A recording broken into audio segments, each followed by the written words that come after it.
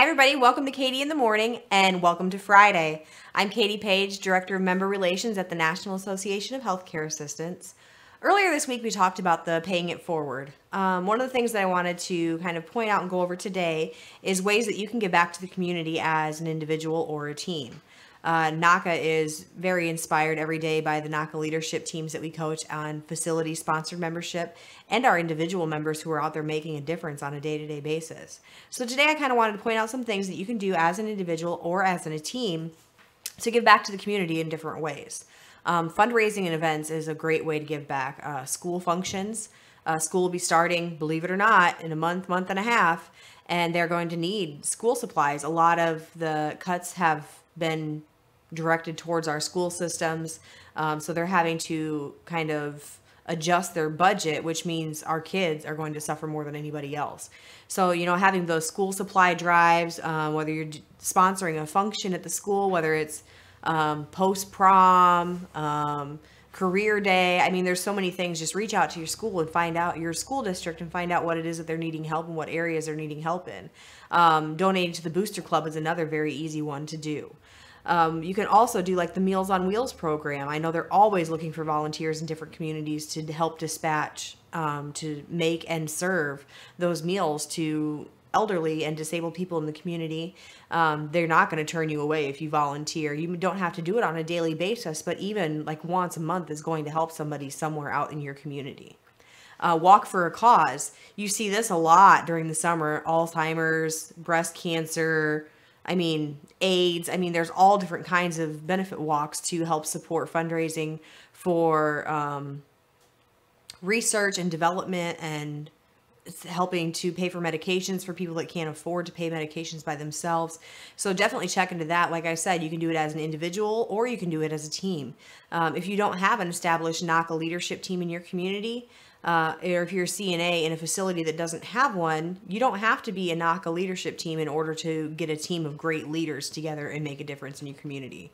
So if, kind of talk to your coworkers, talk to your supervisors. A lot of facilities will sponsor something like this or host it at the facility, which kind of brings us to the next one, which is garage sales and bake sales. This one people go crazy for this. You can also do like the breakfast burritos.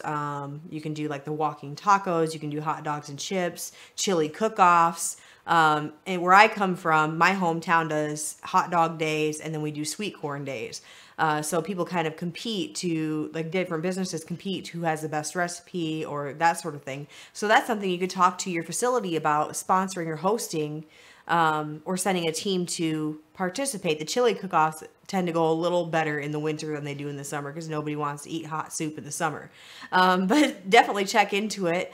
The next one I wanted to kind of point out to you guys is the silent auctions. That one is really easy to do. It doesn't take a lot to set it up. You can even do it online these days by creating a page, putting what you have available on there, a starting price. My sister just did one like last weekend or the weekend before, silent auction. And she got donations from the local businesses, everything from tattoo gift cards to, I think somebody even donated like a baby guitar. It was an actual guitar, but it was a mini size and it came with a little amp. She runs her own business, so she donated a free house cleaning to anybody that bid on that. There's so much you can do with a silent auction. You can also do a brown bag auction. That one's really easy to put together. You just put a whole bunch of different gifts in a whole bunch of different bags, and then with the residents, you can get them involved, give them like Monopoly money or fake money, and they can bid, and it's an awesome time, especially if you throw a few gag gifts in there, like a roll of toilet paper or one of the, the white toothbrushes that they get that are sponsored by the facility when they first come in. Even like an IOU one hug, something little that they can bid on, but they don't know what's in the bag until after they've already bid on it and won the bid. The last thing as far as fundraising and events is the holiday events. Throughout the community, there are hundreds of holiday events that go on in the year.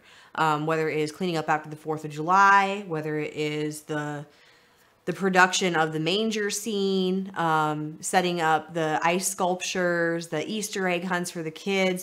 Go out there and kind of look for something that you can help do. And like I said, if you don't have a lot of time on your hands, there are things that you can do that don't take a lot of time. Even like adopting a highway as a team to clean it up, that's another thing that you could do. that would take more than one person to do it, but you really would only need to dedicate one day a month in order to clean up that highway or that section.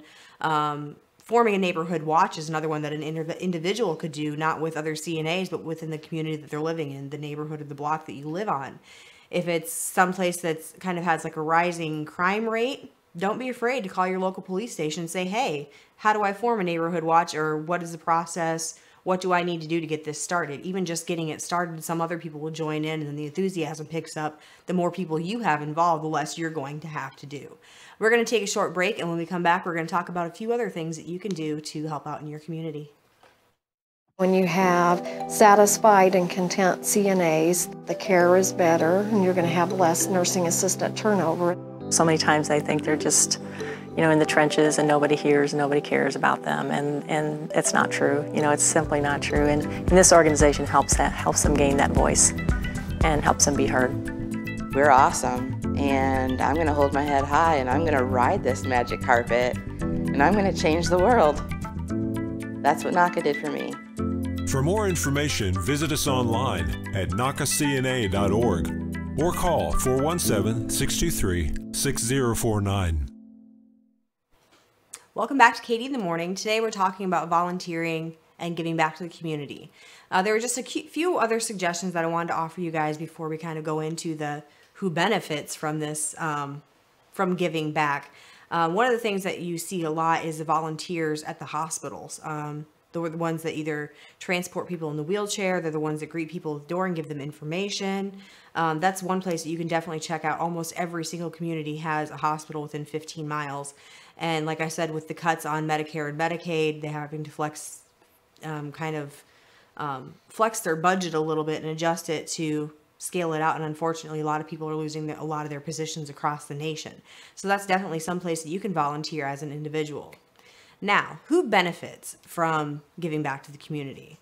Of course, you do. Your self-esteem is built. You feel better about yourself after giving back, and you can literally see the impact that it has on other people. It builds a community image. People are often, when they move to a different community or a different town, they have the town has a reputation before you even get there. Or, you're looking to move to another state and you're like, oh, I don't want to move to that town. I've heard horrible things about that. Or this is a safe community.